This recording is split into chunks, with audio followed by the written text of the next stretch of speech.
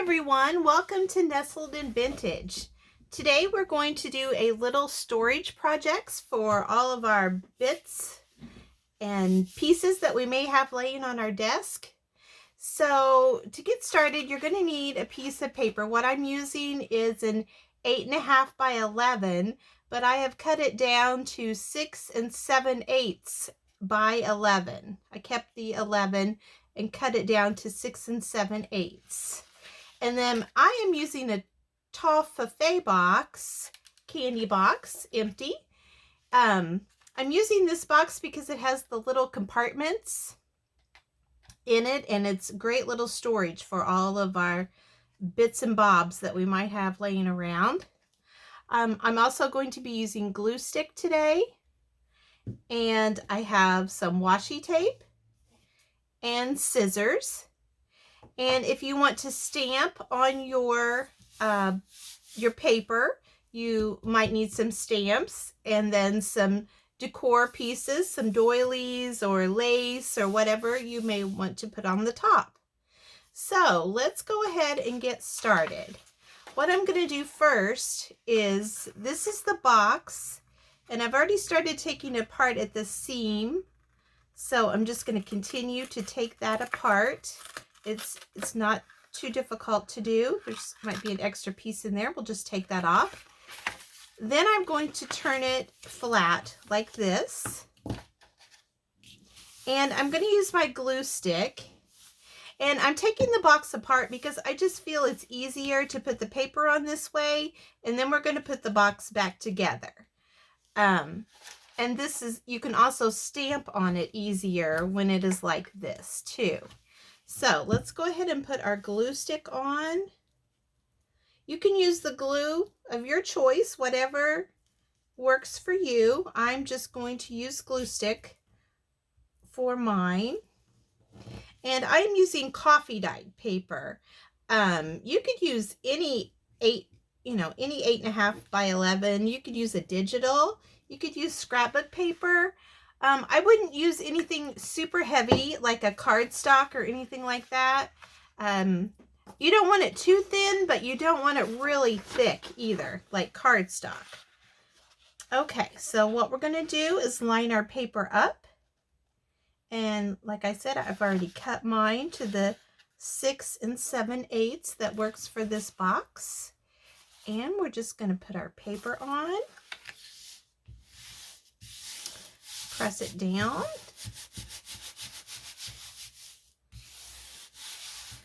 And then I turn it over and trim these little tabs down here.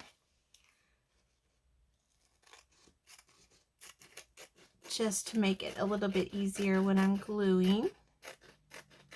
So I'm just going to trim those down.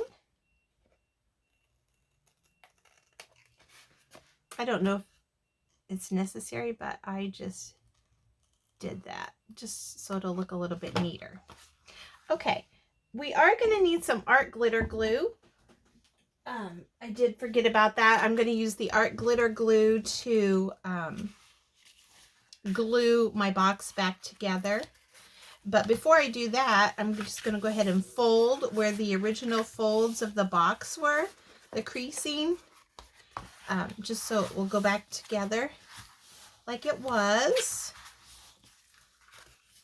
So how is everyone doing today? Are you having a good day? I hope you are. Hope the weather's good for you. Okay, now this was like on the inside of the box first, so that's where I'm going to put my art glitter glue.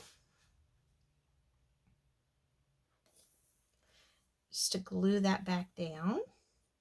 Oh, I will say, before you glue your box back together, if you want something stamped like on the top of your box, now is the time to do that. So you just kind of put your box back together like it would be so you can figure out where the top is. And so this would be my top right here because I want the seam on the bottom. So I would just put my thumb here so I would know which section was the top. And then this is where I would stamp.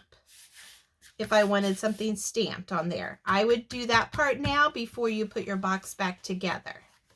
So now we can put the art glitter glue on here.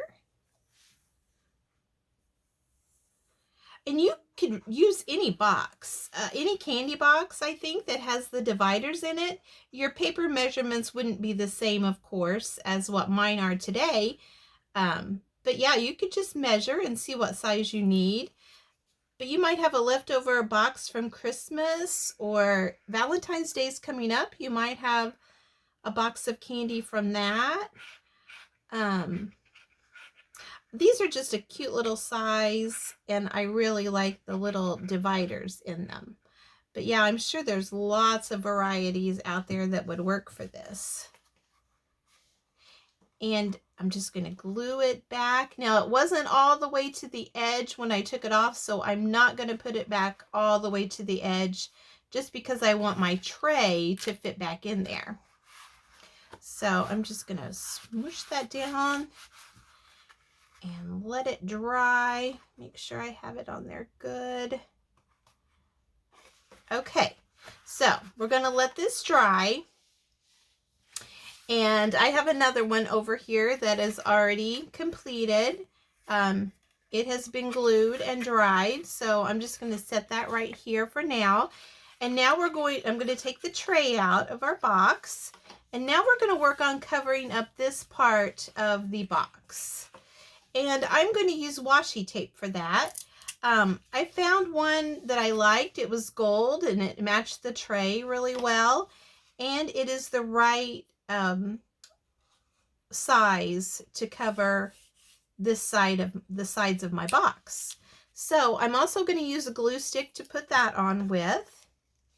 And I start a little bit around the corner with my glue stick. And then I just do one side like that and just a little bit on the other corner. And I'll get started doing that for you. So yeah, I just start like right there and go around the corners so the corners will be nice and neat. If you don't feel comfortable doing this way, you could probably just cut your pieces to the size that you need, but I like to keep it as seamless as possible since we're going to be putting it back in that tray. So there's one side, and just put a little glue stick on here and take it a little bit around the corner, and then we'll just keep going with our washi tape. Try to get it, you know, as even as possible, as close to the edge as possible. I would say it's more important to get it close to the bottom edge, and if you would have just a teeny bit at the top, we could fold that over, and then your box should still close, or slide in, I should say. Okay, so we have this side to go, and then one short side. There we go. And we have this little bit left to go. And I just use the glue stick because sometimes the washi tape comes loose. I feel like it's not supposed to be permanent. So I'm just helping it out a little bit with the glue stick. So I'm just going to go ahead and trim off my washi tape there. And there we have our sides of our box covered. I might have just a little bit along the top. I will just press that down and make sure everything's good. And then we can put the little tray back in and we are set. If you've stamped on it, or if not, you don't have to stamp on it. You could use a really pretty digital for this too, I think. That would be really pretty. Then we're just going to put our little tray back in. The first time might be just a little bit more difficult than normal, but it should just slide right back in and slide right back out. I'm going to let that one dry for a little bit over here with this one, but I have one that is already completed that I can show you. So this is one that I just stamped on, as you can see there. And then I have my little tray in here with the washi tape. I really like the way the gold looks with the tray. I think that looks really cute. So that's that one. And then here's this one where I stamped the word vintage and put 2 little doilies on. Now I did use Fabri-Tac glue to put my doilies on. That's just what I prefer, but you can use whatever works for you. And then in here I have my little bits and bobs. I have some little black buttons, some little white buttons, a doily piece, another doily piece, some little flowers right here. This is seam binding. I seem to have like lots of little pieces of seam binding, and I like to use them maybe in a snippet roll or a cluster. And so they're good to put in here, and then I don't lose them, and I can keep everything tidy. I don't know about you, but sometimes my craft room can be a disaster area. So I'm trying to keep it from being that disaster area. Okay, and here's some little paper clips, and then here's a little piece of trim. But if you do dangles or use beads, I thought this would be really cute for that. You know, if you have just a few that you don't really want to put like in their own packaging, you could put them in here. And then once you use your things up, you know, you can refill it. So yeah, there's a lot of possibilities for little bits and bobs that you can put in here. So thank you so much for watching the video today. And if you like the video, give it a thumbs up and leave me a comment down below. And again, thank you so much for watching, and I hope you have a great day.